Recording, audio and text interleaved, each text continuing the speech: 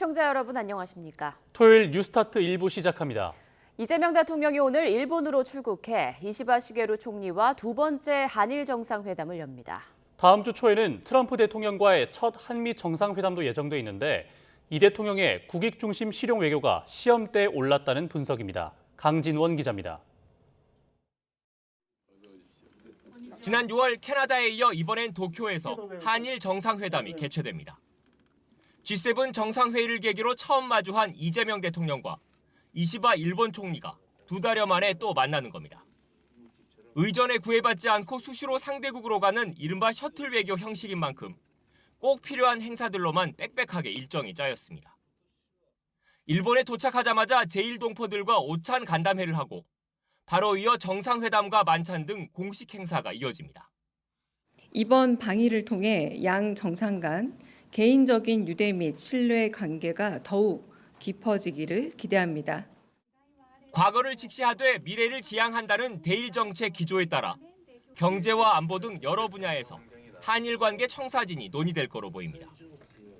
주요 대미 수출국으로서 미국의 통상 압박을 같이 받는 처지인 만큼 일본과 대응 전략을 함께 모색할 거란 전망도 나옵니다.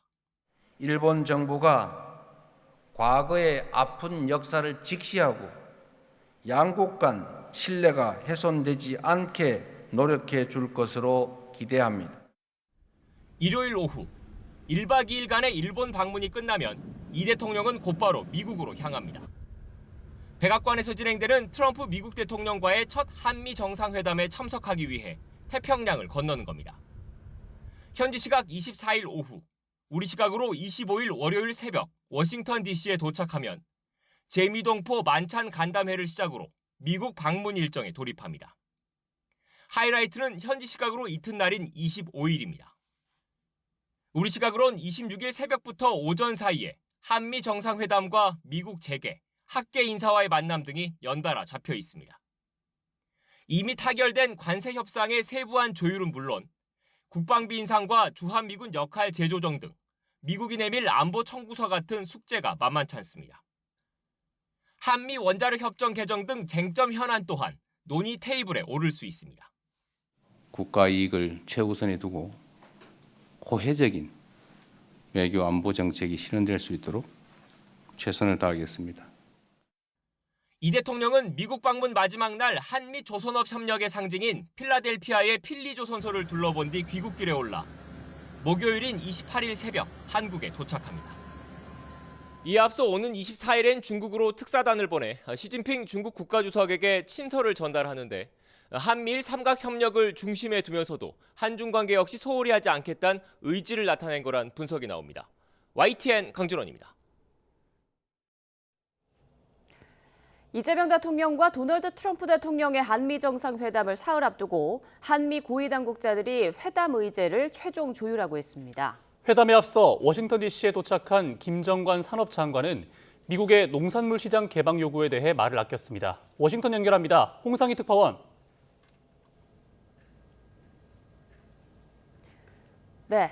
워싱턴입니다. 김정관 산업통상자원부 장관이 정상회담에 앞서 미국을 찾았는데 회담 의제 조율에 나선 거죠? 그렇습니다. 김정관 산업장관은 이곳 시간으로 오늘날 12시 40분쯤에 워싱턴 DC에 도착했습니다. 지난달 30일 미국과 무역협정 타결 이후 한미 정상회담 의제 조율을 위해서 20여일 만에 다시 미국을 찾은 겁니다. 공항에서 한국 특파원들과 만난 김 장관은 정상회담을 앞두고 말을 무척 아끼는 모습이었는데요. 김 장관의 말을 먼저 들어보시겠습니다. 구체적인 내용은 지금 말씀드리기는 적절하지 않은 것 같고요. 일단은 정상회담이 성공적으로 잘 될 수 있도록 최선을 다하겠습니다.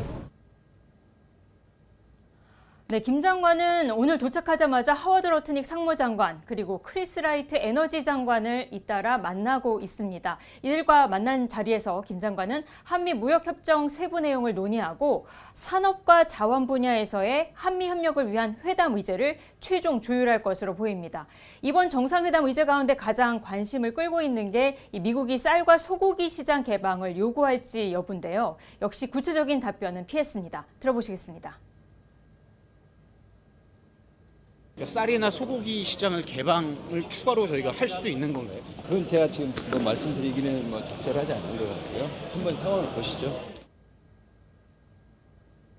네, 김 장관은 지난달 30일 타결된 무역협정에서 해소하지 않은 쟁점이나 미국 측이 추가로 요구하는 것이 있는지에 대해서도 무역협정과 관련해서는 계속 논의를 해온 것이고 앞으로도 계속 논의할 것이라고만 말했습니다. 또 미국의 압박이 거센지에 대해서도 묻자 그렇다고 이야기할 수는 없다면서 또다시 상황을 좀 더 보자고 말했습니다. 네, 조현 외교장관도 한일 정상회담에 동행하지 않고 미국을 찾아 배경에 관심이 모아졌는데 입장 표명이 있었습니까? 네, 조현 외교부 장관은 자정을 조금 넘어선 시각에 애틀랜타를 거쳐서 워싱턴 DC에 도착했는데요. 비공개로 입국해 다른 출구로 나가서 저희 기자들이 직접 만날 수는 없었습니다. 조 장관은 이르면 오늘 마코 루비오 미 국무장관 겸 국가안보보좌관 대행을 만나서 한미 정상회담 의제를 최종 조율할 것으로 예상이 됩니다. 말씀하신 대로 조 장관은 한일 정상회담 배석을 취소하고 미국으로 직접 향하면서 이 한미가 안보 등 회담 의제를 놓고 최종 조율에 어려움을 겪고 있는 게 아니냐는 얘기도 나오기도 했습니다. 이번 정상회담의 주요 의제인 동맹 현대화를 둔 한미 견해 차이가 우려되기도 했는데요.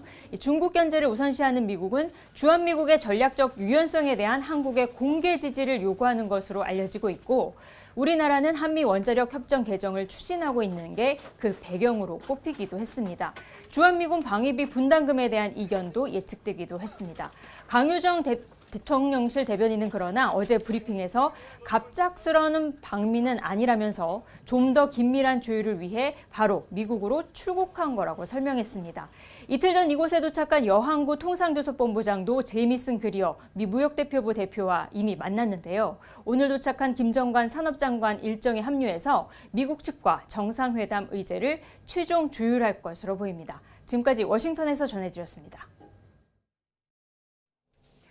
미국 중앙은행인 연방준비제도 제롬 파월 의장이 정책 기조의 변화에 신중히 접근할 수 있게 됐다며 이르면 다음 달 기준금리 인하 가능성을 열어뒀습니다. 파월 의장은 현지 시간 22일 미국 와이오밍주에서 열린 잭슨홀 미팅 연설에서 실업률과 다른 노동시장 지표들이 안정적이라며 이같이 말했습니다. 그러면서 현재 정책이 긴축적 수준에 있는 만큼 기본 전망과 변화하는 위험의 균형은 정책 기조 조정을 정당화해줄 수도 있다고 덧붙였습니다.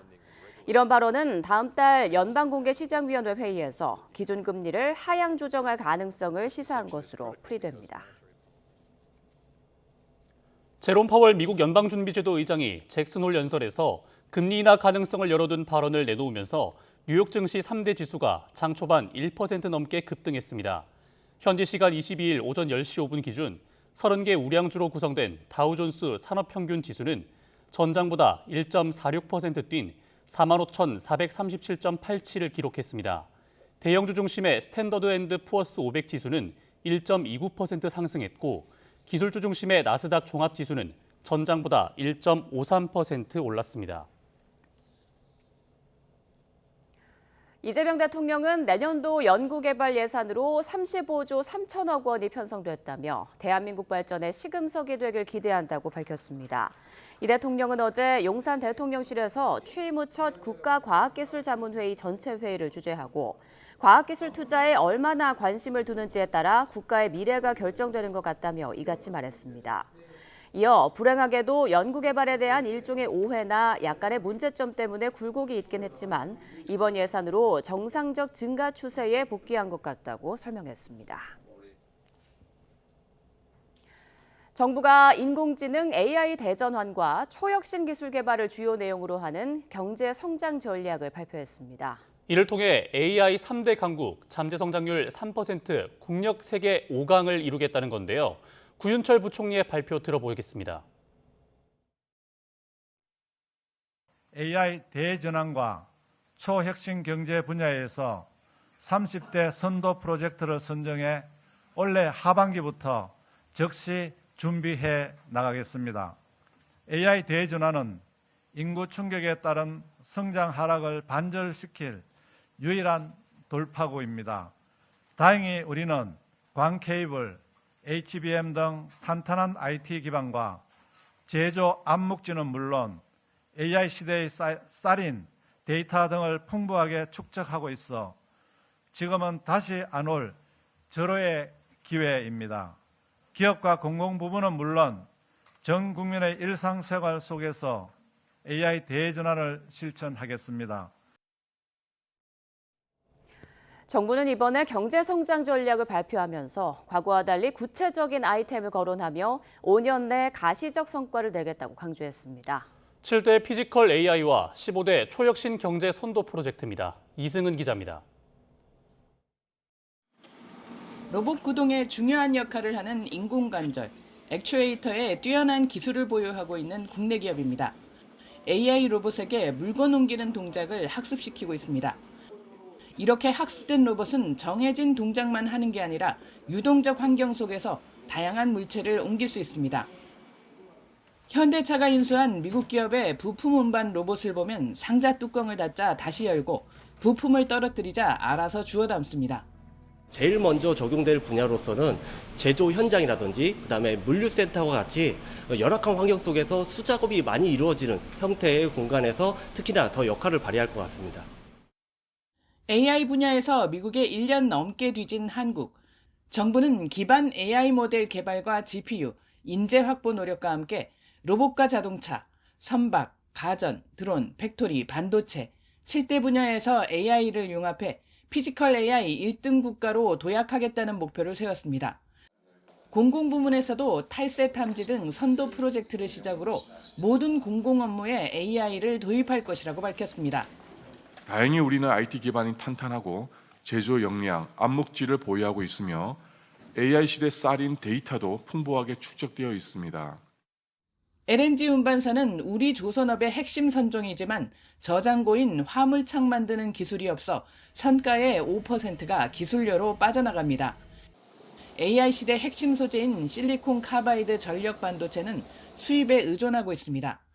정부는 이 같은 첨단 소재와 부품, 기후 에너지 기술 등의 분야에서 초혁신 경제 15대 선도 프로젝트도 지정해 집중 지원합니다. 100조 규모 국민성장펀드 조성 외에 지원 예산 규모는 조만간 내년도 예산안 발표 때 공개됩니다. YTN 이승은입니다.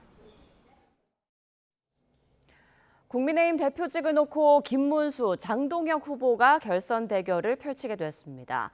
당 선거관리위원회는 어제 청주에서 열린 전당대회에서 당원 선거인단 80%와 여론조사 투표 20%를 반영한 결과 두 후보가 상위 2인에 들었다고 발표했습니다.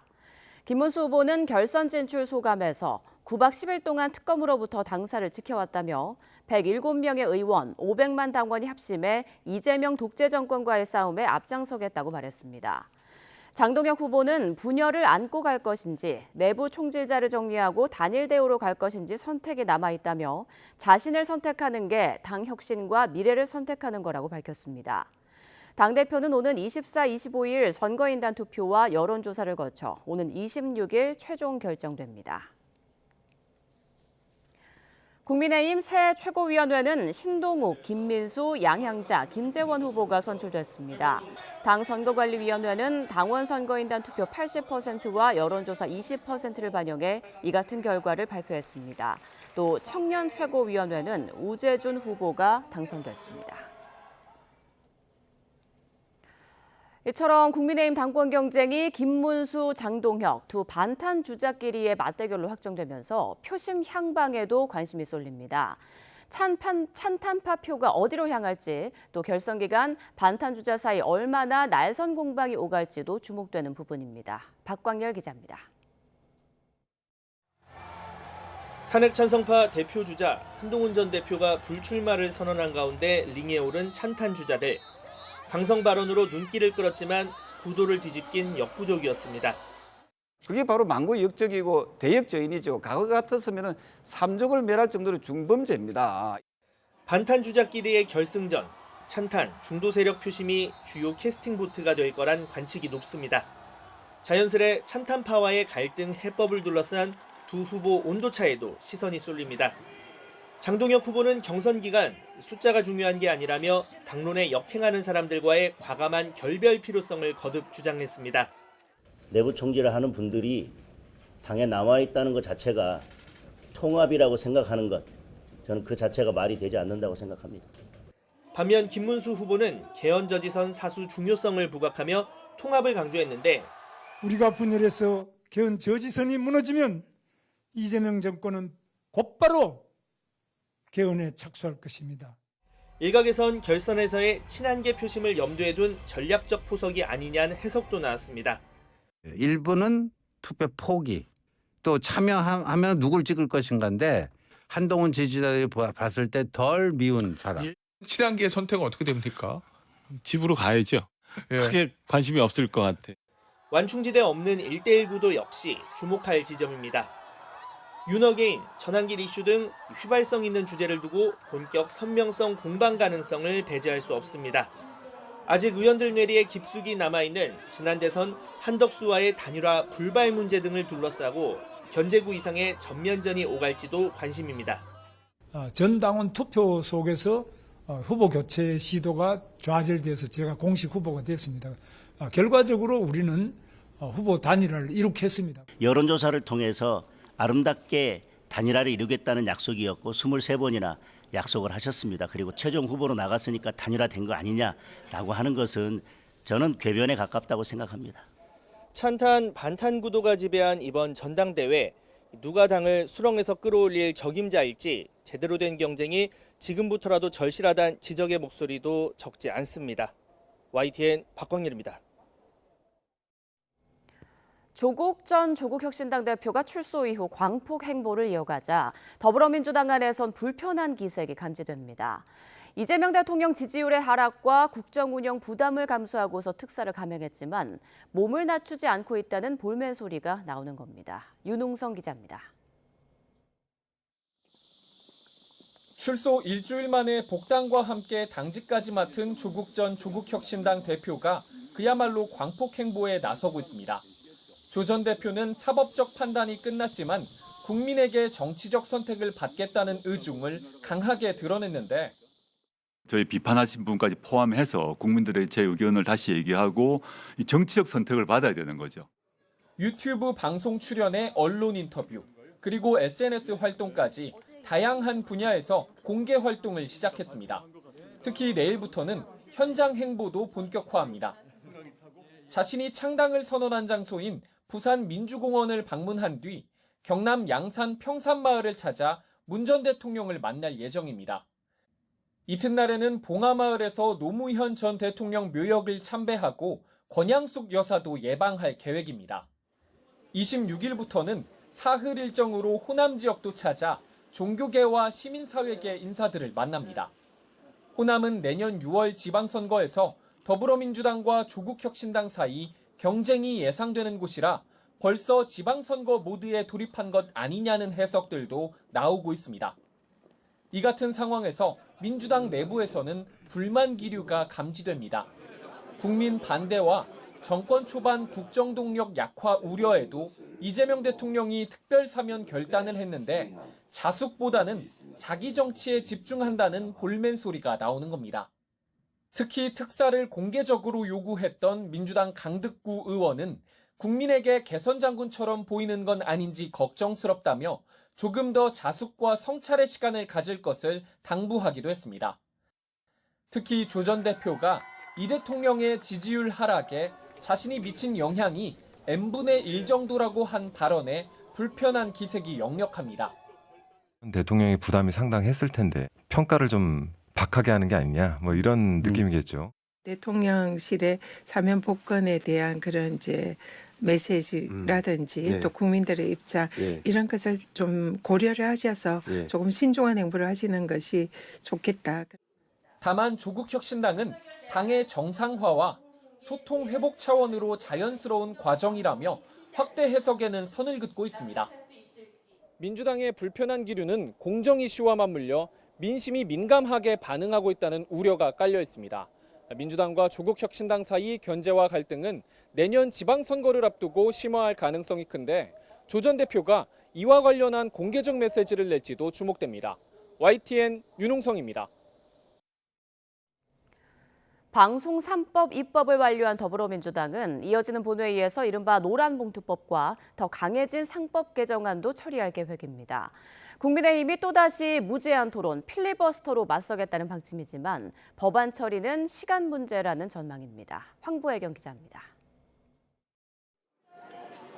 방송 3법 가운데 마지막 한국교육방송공사법 개정안 EBS법이 국회 본회의를 통과하자 여당 의원석에서 박수와 환호가 터져 나옵니다.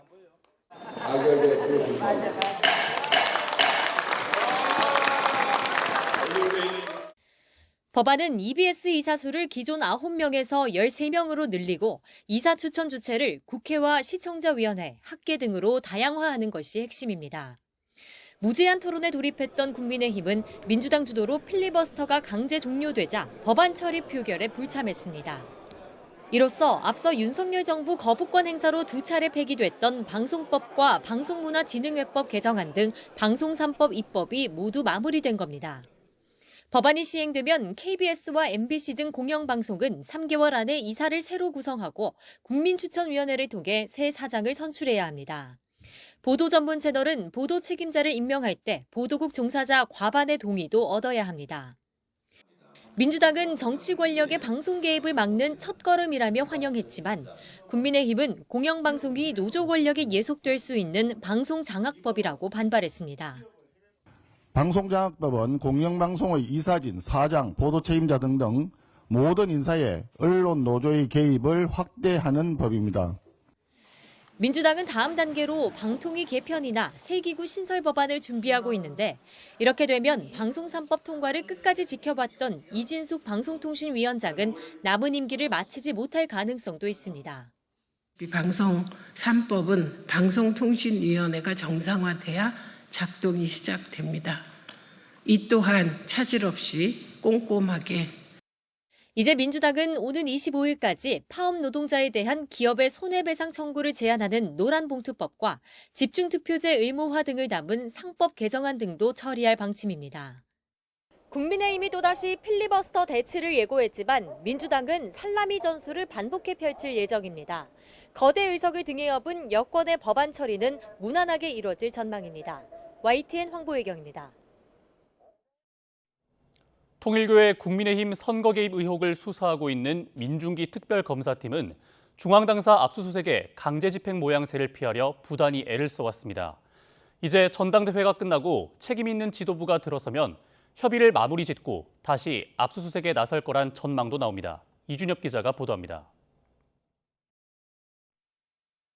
특검은 그동안 국민의힘 압수수색에 대해 끝까지 협의하겠다는 자세를 고수했습니다.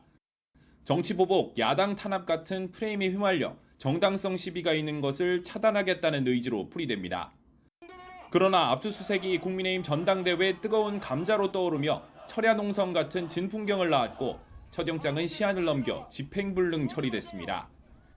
특검은 전체 당원 명부 유출 없이도 통일교 신도와 당원의 일치 여부만 대조할 수 있다며 설득에 힘을 쏟아왔는데 이제 전당대회가 마무리되고 비상대책위원회 체제가 끝나면 좀 더 책임 있는 협의가 가능할 거란 기대를 내비치고 있습니다. 특히 국민의힘이 범죄 혐의와 명단의 관련성을 좀 더 명확히 해달라며 조건부로 압수수색에 응할 가능성을 거론한 데에도 주목하고 있습니다. 영장에 나타난 범죄 사실하고 직접적으로 관련이 있는 수준 내에서 당원 명부하고 대조를 요청한다면 우리 당은 과거에도 그런 사례가 있고 이에 특검이 국민의힘이 언급한 조건을 고려해 영장을 재청구하고 향후 협의에서도 이를 내세울 수 있다는 전망이 나옵니다. 다만 수사기간이 제한된 특검의 특성상 국민의힘의 버티기가 이어지면 영장에 따른 강제 수사도 검토해야 하는 것 아니냐는 관측도 나옵니다. YTN 이준엽입니다. 더불어민주당 정청래 대표는 내란 특검이 국회 사무처를 압수수색하며 국민의힘 추경호 의원을 피의자로 적시한 것을 두고 국민의힘을 10번, 100번도 해산시킬 수 있을 것으로 본다고 말했습니다. 정 대표는 어제 최고위원회의에서 국민의힘은 내란에 직접 연루된 정당으로 내란 음모와 선동 혐의로 해산된 통합진보당 사례로 볼 때 해산시키지 못할 이유는 없다며 이같이 밝혔습니다. 이어 특검 수사에서 추경호 의원의 국회 비상계엄 해제 표결 방해 의혹 혐의가 확인된다면 내란 주요 임무 종사자로서 사형이나 무기징역 또는 5년 이상 징역형을 피하기 어려울 것이라고 지적했습니다. 특검이 김건희 씨 주변 측근으로 분류되는 인물들의 신병을 잇따라 확보했습니다. 정점을 향한 수사에 발판을 마련한 건데 측근들의 입이 열릴지 주목됩니다. 김영수 기자입니다. 이종호 전 블랙펄 인베스트먼트 대표와 건진법사 전성배, 집사 김예성 씨까지 모두 김건희 씨와 자주 소통했거나 오래전부터 친분이 있는 측근으로 특검 수사에서는 이른바 키맨으로 꼽힙니다. 특검이 3사람의 신병을 확보했습니다. 윤 전 대통령 부부와의 친분을 언급한 게 맞나요? 김건희 여사에게 이정필 씨 형량을 청탁한 사실이 맞나요? 도이치모터스 사건에서 주로 거론됐던 이종호 전 대표는 3부 체크라는 SNS 대화로 삼부토건 주가 조작 의혹에 불을 지폈습니다. 주가 폭등의 재료였던 윤 전 대통령 부부의 우크라이나 방문 경위를 들여다보고 있는 특검이 이 전 대표를 건너뛰는 증거를 확보할 가능성도 없지 않지만 의혹이 시작된 이 전 대표에서부터 단서를 찾아가는 게 더 빠를 수 있습니다. 결국 이 전 대표 입이 중요한데 최근 배우자가 삼부토건 관계사 웰바이오텍 주식으로 이익을 본 사실이 확인됐고 특검은 회사를 압수수색했습니다.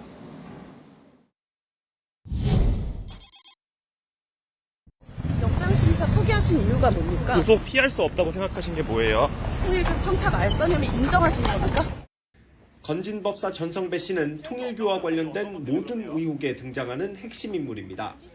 특히 통일교 측이 김건희 씨에게 건넸다고 의심되는 5대 현안과 명품 선물에 대해서는 전 씨 진술이 큰 영향을 미칩니다.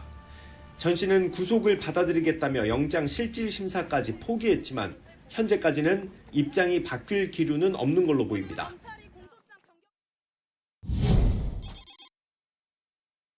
저는 무고하고 떳떳하며 어떠한 부정이나 불법적인 일에 관여한 바가 없습니다. 집사 게이트 의혹은 수사 초기 특검에서 수사력을 집중했던 사건 가운데 하나입니다. 일단 횡령 혐의로 집사 김예성 씨 신병을 확보한 특검은 빼돌린 33억 원 용처를 추궁하며 돈의 흐름을 쫓고 있습니다. 여기서 김건희 씨 흔적을 찾지 못하면 특검은 김예성 씨나 투자한 기업인들을 통해 투자 배경과 경위를 파고들 수밖에 없습니다. 수사 대상은 많고 기간은 한정된 갈 길 바쁜 특검 앞에서 측근들의 입이 열릴지 아직은 불투명합니다. YTN 김영수입니다. 김건희 씨가 오늘로 예정된 민중기 특별검사팀의 조사에 불출석 뜻을 내비치면서 특검은 오는 25일로 재소환을 통보했습니다. 특검은 언론 공지를 통해 오늘 오전 10시에 소환한 김 씨가 건강상 이유로 불출석 사유서를 제출했다고 밝혔습니다. 이어 25일 오전 10시로 재소환을 통보했다고 덧붙였습니다. 김 씨 측은 특검에 낸 자필 불출석 사유서에도 25일부터 출석 가능하다고 밝힌 만큼 재소환엔 응할 전망입니다. 비상계엄 관련 내란과 외환 의혹을 수사하는 조은석 특별검사팀이 한덕수 전 국무총리를 다시 소환했습니다. 내란 특검은 어제 오전 9시 반부터 한 전 총리를 피의자 신분으로 불러 13시간 넘는 조사를 벌였습니다. 조사를 마친 한 전 총리에게 기자들은 계엄 선포문을 처음 받은 시점, 선포문을 당일 보지 못했다고 밝힌 이유, 진술 번복의 배경 등을 물었지만 한 전 총리는 아무 답변도 하지 않은 채 귀가했습니다. 특검은 이번 조사를 마무리한 뒤 구속영장을 청구하는 쪽에 무게를 두고 수사를 진행하고 있습니다.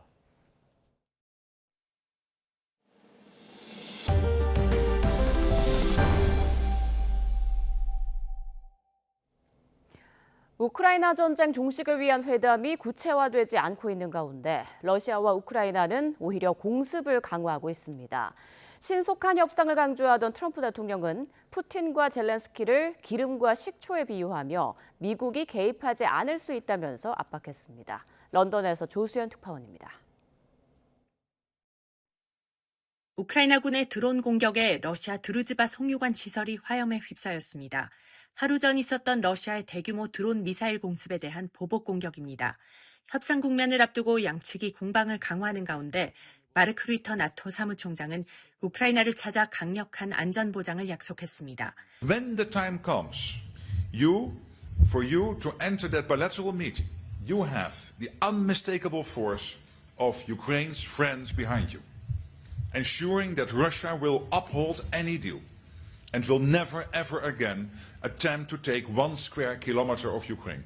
유럽연합은 24일 우크라이나 독립기념일을 맞아 40억 유로, 약 6조 6천억 원을 추가 지원하며 연대를 표시했습니다. 젤렌스키 대통령은 자국의 안전보장이 나토의 집단 방위와 유사한 형태여야 한다며 협상에 미온적인 러시아를 비판했습니다. Руські пробують зараз що ще зробити, щоб не зустрічатись. Питання ж не просто в зустрічі. Питання в тому, що вони не хочуть закінчувати війну. 러시아는 아직 회담 의제도 준비되지 않았다며 젤렌스키 대통령에게 책임을 돌렸습니다. 종전 협상을 위해 미국이 제시한 원칙에 우크라이나의 나토 가입 불가, 영토 문제 논의가 포함됐는데도 젤렌스키가 반대했다는 겁니다. 러시아와 우크라이나의 회담뿐 아니라 트럼프 대통령까지 참여하는 3자 정상회담 전망도 불투명해지고 있습니다. 2주 안에 양자 3자 회담 성사까지 예고했던 트럼프 대통령은 자신이 두 나라의 협상에 직접 개입하지 않는 편이 나올 수도 있다고 말했습니다. It's like oil and vinegar, a little bit. They don't get along too well for obvious reasons, but we'll see, and then we'll see whether or not I would have to be there.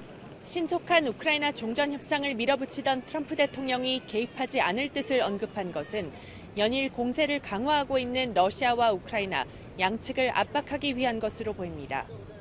런던에서 YTN 조수연입니다.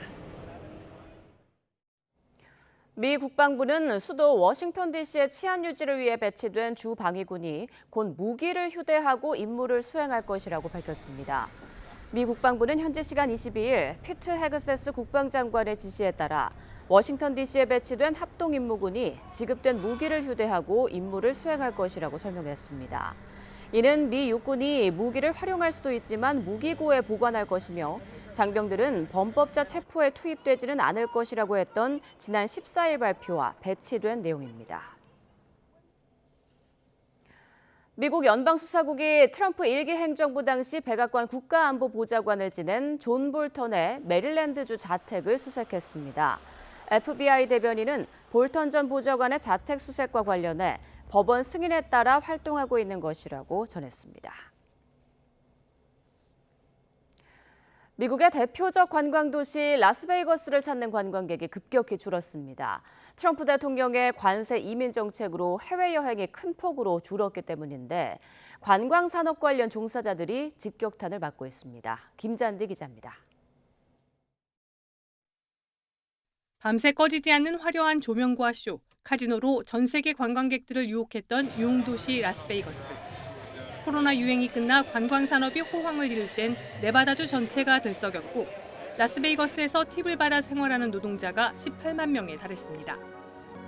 트럼프 대통령도 당선 직후 이곳을 찾아 팁 소득에 대한 면세를 약속하며 지지를 받았습니다. A quarter of the typical restaurant workers' pay comes from tips. I didn't know that much. That's a lot. So here's our deal. We're going to have no tax on tips from now on. 약속대로 팁 면세 법안도 통과됐지만 현지 분위기가 밝지만은 않습니다. 최근 라스베이거스 거리와 식당 등은 예전처럼 관광객들로 북적북적한 모습을 볼 수 없습니다. 트럼프 대통령의 관세 이민 정책으로 관광객의 숫자가 크게 줄었기 때문입니다. 라스베이거스 관광청에 따르면 여행 성수기인 6월에도 방문객 수가 전년 대비 11.3% 줄었고 항공 여행객 수도 6.3% 감소했습니다. People are not coming to the United States. We have a rather large market with the Canadians. It's gone from, a faucet to a drip. Same thing in Mexico. 관광객이 줄자 관광업계 종사자들의 일자리와 소득이 함께 줄어들 수밖에 없습니다. 월스트리트저널은 관세 전쟁으로 인한 물가 상승, 이민자 단속과 입국 심사를 강화한 것이 관광객들이 미국을 찾지 않는 이유로 꼽았습니다. 세계여행관광협회는 올해 미국의 국제 관광 수입이 지난해보다 125억 달러 감소할 것이라고 전망했습니다. YTN 김잔디입니다. 중국 칭하이성에서 어제 철교 공사 도중 붕괴 사고가 발생해 야간 작업자 16명이 죽거나 실종됐습니다. 황하 상류의 실크로드와 장강 경제권을 잇는 역사적인 공사라고 선전해온 현장입니다. 베이징에서 강정규 특파원입니다. 야간에 조명을 켜고 공사 중이던 철교가 갑자기 무너져 내립니다. 육중한 철골 구조물들이 부러지고 부딪히면서 불꽃이 튑니다. 날이 밝고 보니 아치형 철교를 지탱하던 케이블이 갈기갈기 뜯긴 채 을씨년스럽게 걸려 있습니다. 중국 칭하이성 젠자현 철교 건설 현장에서 붕괴 사고가 난 건 새벽 3시쯤. 당시 야간 작업 중이던 16명이 변을 당했습니다. 한밤중에 일어난 사고인데다 해발 2200m 고원지대라 구조 수색에 난항을 겪고 있습니다. 应急消防、交通、公安、卫健、武警等多个部门出动救援车辆66辆，舟艇23艘，人员386人，全力开展搜救。 다리 길이는 1596m, 세계 최대 복선 철교로 황하 상류를 가로지르는 첫 토목 공사였습니다. 관영 매체들은 현대판 실크로드, 1대1로와 장강 경제벨트를 잇는 대역사로 선전해 왔습니다. 川青铁路全线建成通车后，青海西宁到四川成都将从现在的14个小时压缩到5个小时。 열 전도율이 높은 강철빔 공사라 한여름 야간 작업 위주로 진행됐다지만 8월 말 완공 시간표에 맞추기 위해 철야 공사를 강행하다 인명피해를 키웠다는 지적도 나옵니다. 앞서 지난 18일엔 후난성 창사에 있는 교량 보수 공사 중에 상판 아래서 불이 났습니다. 다행히 큰 사고로 이어지진 않았는데 지난 4월 베이징에선 비슷한 화재로 다리가 무너졌습니다. 베이징에서 YTN 강정규입니다. 오늘은 더위가 누그러지고 가을이 시작된다는 절기 처서입니다. 이 무렵이면 더위가 한풀 꺾여 처서매직이라는 말도 있는데요. 하지만 기후위기의 영향으로 폭염이 점점 길어지면서 이제는 처서마저 무색한 늦더위가 일상이 되고 있습니다. 김민경 기자입니다. 24절기 가운데 14번째인 처서. 모기도 처서가 지나면 입이 삐뚤어진다는 속담처럼 더위가 물러가고 선선한 가을이 찾아온다는 의미를 담고 있습니다. 태양의 높이가 낮아지면서 햇볕이 줄고 한반도를 덮었던 북태평양 고기압이 물러나면서 북쪽에서 찬 공기가 내려와 더위가 한풀 꺾이는 게 이 무렵입니다. 실제로 평균 기온이 처서를 지나면 눈에 띄게 떨어져 처서매직이라는 말까지 생겼습니다. 하지만 온난화로 인한 기후위기가 심각해지면서 처서매직도 갈수록 힘을 쓰지 못하는 모습입니다. 최근 3년 사이 처서 무렵의 기온은 해마다 더 높아졌습니다. 늦더위가 기승을 부리면서 2022년 처서 무렵에는 제주에, 2023년에는 영남지방, 지난해에는 전국 대부분 지역에 폭염특보가 이어진 겁니다. 특히 지난해는 처서를 지나고도 폭염과 열대야가 9월 중하순까지 계속됐습니다. 기상청은 올해 역시 더위가 쉽게 꺾이지 않고 초가을까지 이어질 걸로 내다봤습니다. 북태평양과 북대서양의 높은 해수면 온도 등의 영향으로 올 9월에도 평년보다 기온이 높을 것으로 예상됩니다. 기후변화 속에 절기의 의미마저 희미해지는 요즘. 가을까지 이어지는 폭염은 이제 새로운 일상으로 자리 잡고 있습니다. YTN 김민경입니다. 더위가 한풀 꺾인다는 절기 처서에도 불구하고 찜통 더위가 이어지고 있습니다. 올여름 기록적인 폭염 속에 비닐하우스에서 일하는 이주 노동자들도 어느 때보다 힘들게 일하고 있습니다. 농장별로 휴식 시간 등 처우가 천차만별인데 정부의 관리와 감독이 더 필요하다는 지적이 나옵니다. 김희영 기자가 현장에 다녀왔습니다. 전통 모자에 긴 옷으로 몸을 가린 이주 노동자들이 비닐하우스 안에서 애호박 줄기를 정리합니다. 연신 물을 마셔봐도 푹푹 찌는 날씨. 폭염 경보도 내려졌지만 쉬는 시간은 농장주 마음입니다. 12시까지 점심 1시간을 먹어요. 1시부터 4시까지 계속 일해요. 12시부터 1시까지 3시 반 자요. 4시 시작 4시 일해요. 선풍기가 달린 옷 같은 개인 보냉 기구를 직접 마련해야 하는 일도 비일비재합니다. 사장님이 사주셨어요? 그러면? 딸이? 취재진이 방문한 비닐하우스 두 곳의 표면 온도는 35도를 훌쩍 넘었습니다. 지난달부터 관련 법이 바뀌며 체감 33도 이상인 곳에서 2시간 작업을 하면 20분씩 쉬게 하거나 휴식을 부여하기 매우 곤란한 경우 개인 보냉 장구를 지급해야 하지만 지켜지지 않고 있는 겁니다. គាត់ធ្លាប់ប្រាប់ដែរថាក្តៅឲ្យចូលម៉ោង 2 អញ្ចឹងដល់ពេលជាអញ្ចឹងចូលម៉ោង 1 សិនគាត់អត់មានប្រាប់ផងដល់ម៉ោង 2 ទេអត់ទាន់ដែរផងចង្ការចេះទៀតម៉ោង 2:10 ទៅជាឡើងបាយអញ្ចឹងឡានបន្លែក្រមកគាត់ឲ្យនៅចង្ការដល់ម៉ោង 2:10 កន្លងទៀត 농장주들은 현장 작업 상황이 다 다른데 똑같은 시간에 쉬긴 어렵다고 항변합니다. 저희 같은 경우는 좀 일하다가 좀 힘들면은 물 많이 마시고 좀 쉬어라 그렇게 얘기하지 뭐 1시간에 10분, 1시간 20분 이렇게 정할 수가 없어요. 하지만 더 큰 문제는 이주 노동자들의 형편상 농장주가 법을 지키지 않더라도 대항할 수단이 마땅치 않다는 겁니다.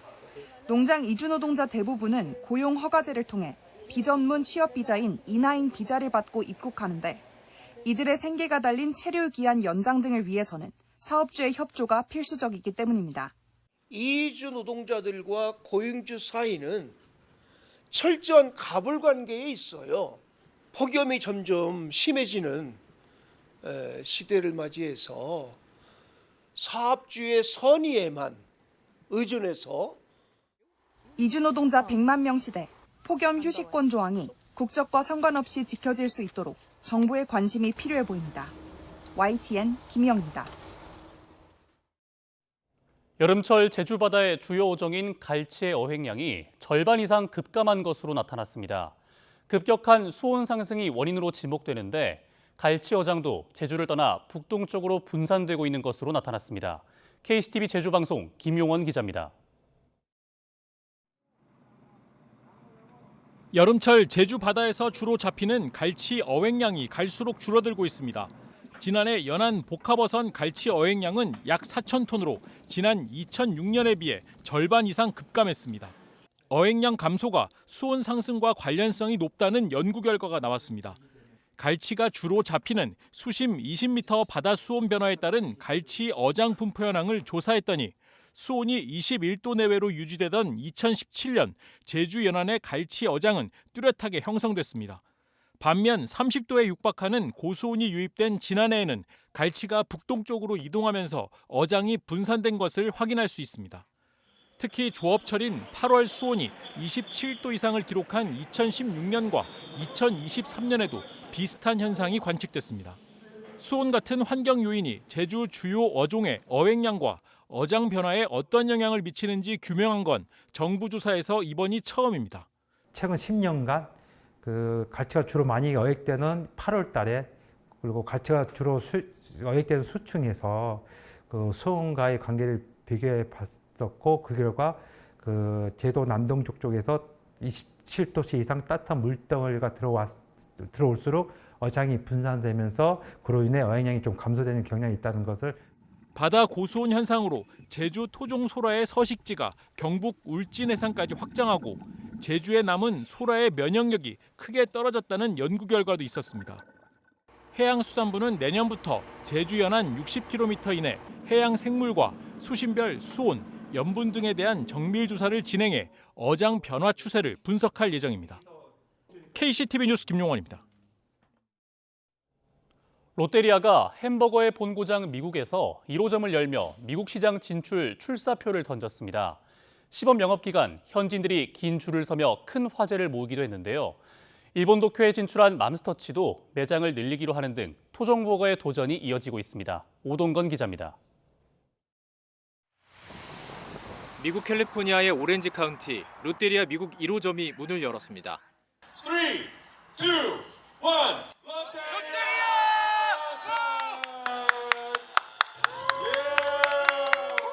롯데그룹은 지난 2023년 미국 법인 롯데 GRS USA를 설립한 후 약 2년간의 준비 끝에 햄버거의 본고장 미국에서 도전장을 던졌습니다. 본격 개점에 앞선 시범 영업부터 1시간 넘게 줄을 설 정도로 일단 현재 반응은 뜨거웠습니다. So I'm expecting flavor. I'm expecting culture. So yeah, I can't wait to try it. Yeah, it already smells really good. So I think it's just going to be great.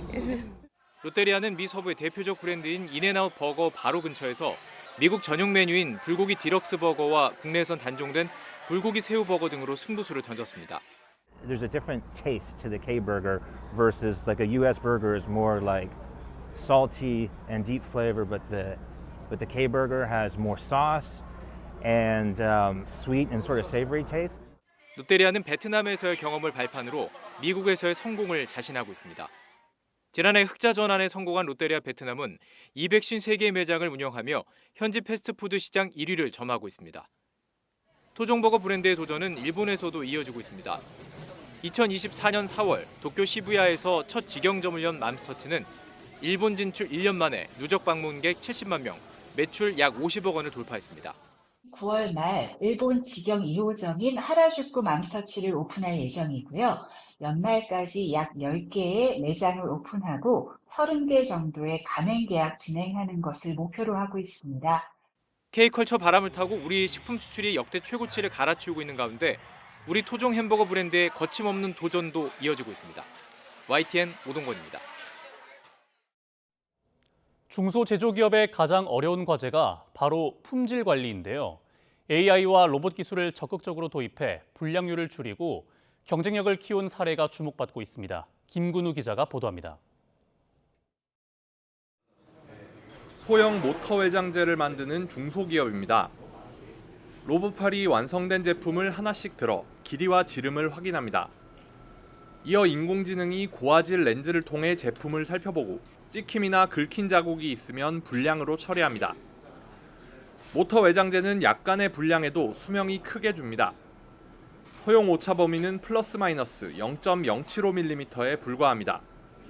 2년 전까진 사람의 감각에 의존했는데 아주 미세한 차이까지 구별해야 해서 직원들의 피로가 심했고 불량률도 높았습니다. 저희가 눈으로 봐서 불량이다 아니라고 판단하는 것들은 실제적으로 표준화가 되지는 않습니다. 사람의 컨디션이나 감성에 따라서 그 기준이 달라지기 때문입니다. 같은 작업을 계속 반복하고 있는 단순 공정에서 저희가 할 수 있는, 사람이 할 수 있는 실수들이 되게 많거든요. 중요하지만 까다로웠던 검수 작업은 이제 로봇과 인공지능 도입으로 완전히 바뀌었습니다. 24시간 작업할 수 있어 하루 평균 검수량이 3배 넘게 늘었습니다. 생산량도 함께 늘어나면서 매출도 뛰었고 인력 채용도 늘었습니다. 자그마한 흠집 때문에 이제 모터가 폐기되는 경우도 많았거든요. 그래서 이를 해결하기 위해서 저희 협동 로봇을 좀 활용해서 불량을 잡아내고 품질 안전성을 높이기 위한 먼 미래로만 느껴졌던 로봇과 인공지능이 어느새 대중화되면서 중소제조기업의 경쟁력 강화에도 큰 힘이 되고 있습니다. YTN 김근우입니다. 오늘 0시 40분쯤 서울 신월여의 지하도로 인천 방향을 달리던 승용차에서 불이 났습니다. 승용차 운전자는 차에서 내려 대피해 이 불로 다친 사람은 없었습니다. 다만 연기가 터널 안을 가득 채우면서 여의도와 올림픽대로, 신월 IC 등 양방향 지하차도 진입이 모두 통제됐습니다.